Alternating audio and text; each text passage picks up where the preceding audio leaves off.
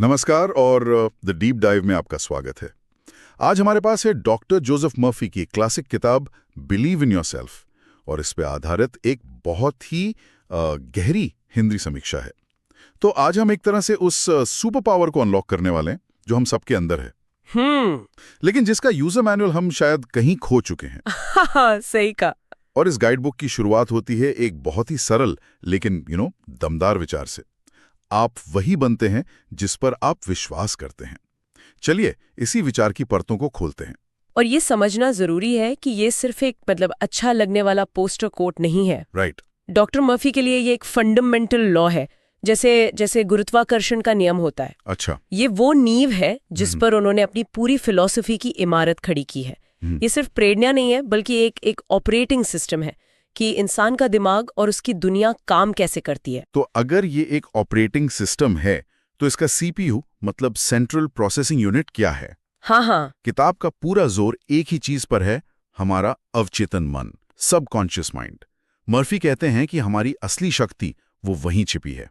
बिल्कुल। और किताब में एक बहुत ही जबरदस्त एनालॉजी दी गई है जो इस पूरी बात को साफ कर देती है। हमारा मन एक खेत है और हमारा अवचेतन मन उस खेत की जमीन। ओके। अब उस जमीन को इस बात से कोई फर्क नहीं पड़ता कि आप उसमें गुलाब का बीज बो रहे हैं या जहर का। उसका काम सिर्फ एक है, जो भी बीज उसे दिया जाएगा उसे बिना सवाल किए उगाना। और हमारे विचार और विश्वास वो बीज है। वाह, मतलब हमारा अवचेतन मन एक तरह का ऑटोमेटिक गार्डनर है। बिल्कुल। जो ये नहीं देखता कि बीज अच्छा है या बुरा, बस उसे पानी देता रहता है। एग्जैक्टली। ये तो थोड़ी डरावनी बात भी है तो मैं सोच रहा था हम सब ने कभी न कभी ऐसा किया होगा। किसी जरूरी मीटिंग से पहले मन में 100 बार सोचा होगा पक्का कुछ गड़बड़ होगी, और फिर सच में कुछ न कुछ गड़बड़ हो ही जाती है। हाँ, हो ही जाती है। शायद हम अनजाने में मर्फी के सिद्धांत को उल्टी तरह से इस्तेमाल कर रहे थे। यही तो इसकी सबसे बड़ी ताकत है और सबसे बड़ा खतरा भी। सबकॉन्शियस माइंड लॉजिकल नहीं है, वो सिर्फ आपके दिए गए आदेशों को मानता है। अगर आप उसे लगातार डर, शक और नाकामी के बीज देंगे तो वो उसी की फसल उगाएगा। हाँ, और अगर आप उसे हिम्मत, सफलता और सेहत के बीज देंगे तो नतीजे भी वैसे ही होंगे। मतलब हमारे पास एक बहुत शक्तिशाली औजार है, लेकिन हमें यह भी सीखना होगा कि उसे चलाना कैसे है, वरना हम खुद को ही चोट पहुंचा सकते हैं। तो चलिए इसी पर आते हैं। मर्फी इसे चलाने के मतलब इस विश्वास को बनाने के क्या तरीके बताते हैं। समीक्षा में मैंने पढ़ा कि वो पॉजिटिव अफर्मेशंस की बात करते हैं, पॉजिटिव आत्मसंवाद। लेकिन यहाँ एक सवाल उठता है। पूछिए। क्या सिर्फ मैं सफल हूं कहने से कोई सच में सफल हो जाता है? ये थोड़ा खोखला नहीं लगता? अगर आपकी असलियत, आपका बैंक बैलेंस या आपकी मौजूदा नौकरी वो बिल्कुल अलग कहानी कह रही हो तो? बहुत अच्छा सवाल है, और मर्फी भी यही कहते हैं। अच्छा। सिर्फ शब्द दोहराना काफी नहीं है, वो तो तोते की तरह रटना हो गया। हाँ, सही बात है। असली जादू तब होता है जब आप उस शब्द के साथ जुड़ी हुई भावना को महसूस करते हैं। भावना? हाँ, जब आप मैं सफल हूं कहते हैं तो आपको उस सफलता की खुशी, उस आत्मविश्वास को सच में महसूस करना होता है। और यहीं पर उनकी दूसरी तकनीक काम आती है, दृश्यांकन, विजुअलाइजेशन। अपने लक्ष्य को सिर्फ सोचो मत, उसे अपने मन की आंखों से देखो। अगर आपको एक नया घर चाहिए तो मन में उस घर में घूमो, उसके सोफे पर बैठो, उसकी बैल्कनी से बाहर का नजारा देखो। अच्छा, जब आप ऐसा करते हैं तो आपका दिमाग असलियत और कल्पना में फर्क नहीं कर पाता, और वो उस भावना को एक सच के तौर पर, एक आदेश के तौर पर आपके सबकॉन्शियस माइंड तक पहुंचा देता है। और ये सिर्फ कोई जादुई चीज नहीं है ना, आज तो न्यूरोसाइंस भी हमें यही बताता है। बिल्कुल। जब हम किसी चीज को बार बार सोचते हैं या महसूस करते हैं तो हमारा दिमाग सच में बदलता है। इसे न्यूरोप्लास्टिसिटी कहते हैं। बिल्कुल। मर्फी ने इसे 70 साल पहले बिना किसी फैंसी शब्द के समझा दिया था कि आप अपने दिमाग को सचमुच एक नया सॉफ्टवेयर दे सकते हैं। बिल्कुल। इसे ऐसे समझिए जैसे आप जंगल में रोज एक ही रास्ते पर चलते हैं, धीरे धीरे वहां एक पगडंडी बन जाती है ना? हाँ, बन जाती है। हमारा दिमाग भी ठीक वैसे ही काम करता है। नकारात्मक सोच एक पुरानी ओबड़ खाबड़ पगडंडी है जिसपे चलना आसान है क्योंकि हम सालों से उस पर चल रहे हैं। अफर्मेशंस और विजुअलाइजेशन से आप एक नया, चौड़ा और सीधा रास्ता बना रहे हैं। और जितना ज्यादा आप उस नए रास्ते पे चलेंगे, पुरानी पगडंडी पर घास अपने आप उगाएगी और वो रास्ता बंद हो जाएगा। तो इसका मतलब ये हुआ कि जैसे पहले दिन जिम जाकर कोई बॉडी बिल्डर नहीं बन जाता, नहीं बनता। वैसे ही 2 दिन अफर्मेशन बोलने से जिंदगी नहीं बदलेगी। इसमें निरंतरता मतलब कंसिस्टेंसी सबसे जरूरी चीज है। ये एक मानसिक कसरत है। एकदम सही। और लोगों को इस कसरत पर भरोसा हो, इसके लिए मर्फी एक बहुत ही शक्तिशाली टूल का इस्तेमाल करते हैं। क्या है वो? कहानियां। कहानियां? हाँ, किताब में सैकड़ों लोगों की सच्ची कहानियां हैं। ऐसे लोग जिन्होंने इन्हीं सिद्धांतों का इस्तेमाल करके गरीबी को अमीरी में, बीमारी को सेहत में और लगातार मिल रही असफलता को बड़ी सफलता में बदला। और ये कहानियां सिर्फ उदाहरण के लिए नहीं है ना? इनका एक मनोवैज्ञानिक असर होता होगा। बहुत गहरा असर होता है।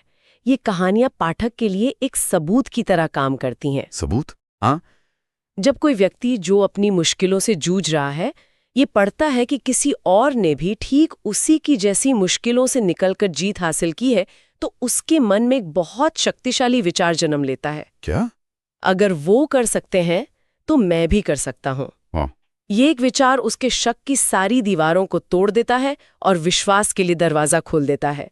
ये सिद्धांत को थ्योरी से निकालकर वास्तविकता की जमीन पर खड़ा कर देता है। इसी से जुड़ा एक और अहम पहलू है, और शायद सबसे बड़ा पहलू, डर, असफलता और आलोचना का सामना करना।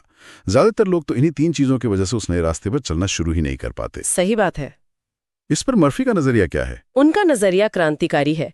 वो कहते हैं कि ये तीनों चीजें बाहरी हैं ही नहीं, बल्कि आंतरिक हैं। आंतरिक? कैसे? डर एक भ्रम है, हमारे मन की उपज।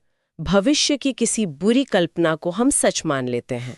असफलता कोई अंत नहीं, बल्कि एक सबक है, एक फीडबैक है कि भाई ये तरीका काम नहीं किया, चलो दूसरा आजमाते हैं। और आलोचना?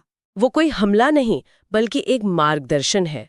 असल लड़ाई दुनिया से है ही नहीं, बल्कि अपने अंदर बैठे डर और शंकाओं से है। ये सुनने में तो बहुत अच्छा लगता है कि डर एक भ्रम है। हाँ, लेकिन जब किसी को स्टेज पर जाने से या अपने बॉस से बात करने से सच में पसीना आता है, दिल की धड़कन बढ़ जाती है, तो ये भ्रम तो बहुत असली महसूस होता है। होता है, बिल्कुल होता है। मर्फी इसके लिए कोई पहला कदम बताता है? उसे एक पल में क्या करें? ये बहुत जरूरी सवाल है। मर्फी का सुझाव बहुत व्यवहारिक है। वो ये नहीं कहते कि डर को अनदेखा करो। तो फिर? वो कहते हैं डर को स्वीकार करो, लेकिन उसे शक्ति मत दो। उस पल में जब डर हावी हो रहा हो, जानबूझकर अपना ध्यान डर के विचार से हटाकर उसके विपरीत सकारात्मक विचार पर ले आओ। अच्छा।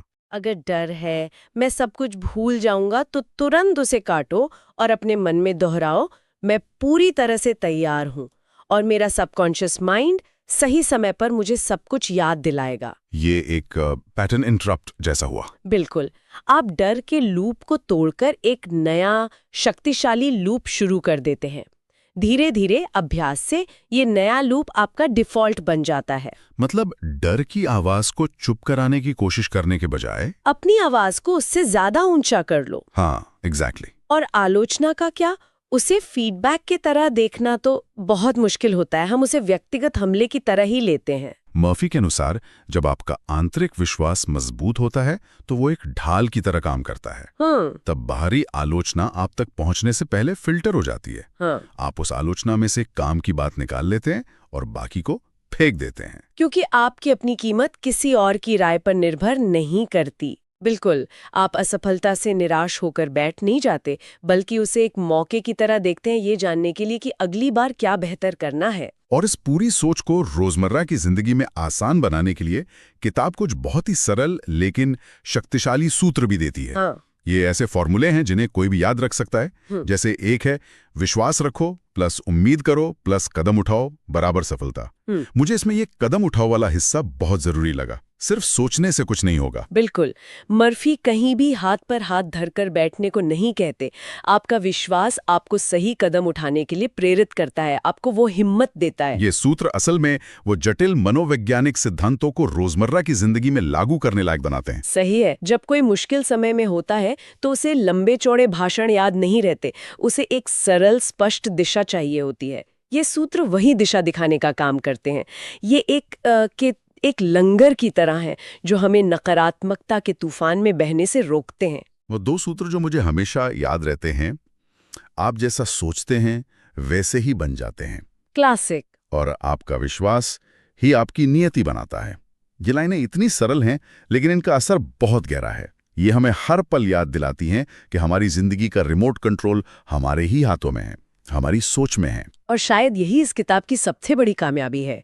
ये शक्ति को किसी बाहरी ताकत से छीनकर वापस इंसान के अपने हाथों में, उसके अपने मन में रख देती है। तो इन सभी बातों का निचोड़ क्या है?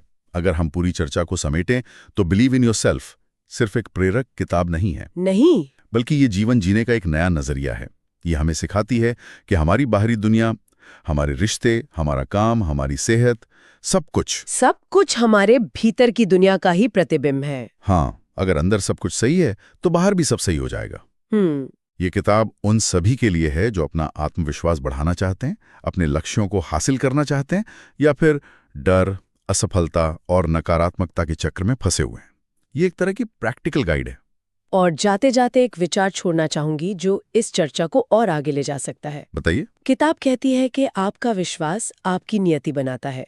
ये बहुत शक्तिशाली विचार है। हाँ, है तो। लेकिन तब क्या होता है जब दो लोगों के विश्वास जो समान रूप से मजबूत है लेकिन एक दूसरे के पूरी तरह विपरीत है, वो एक ही चीज के लिए आपस में टकराते हैं। अच्छा। जैसे प्रमोशन के लिए दो उम्मीदवार, दोनों को पूरा यकीन है कि वही चुने जाएंगे।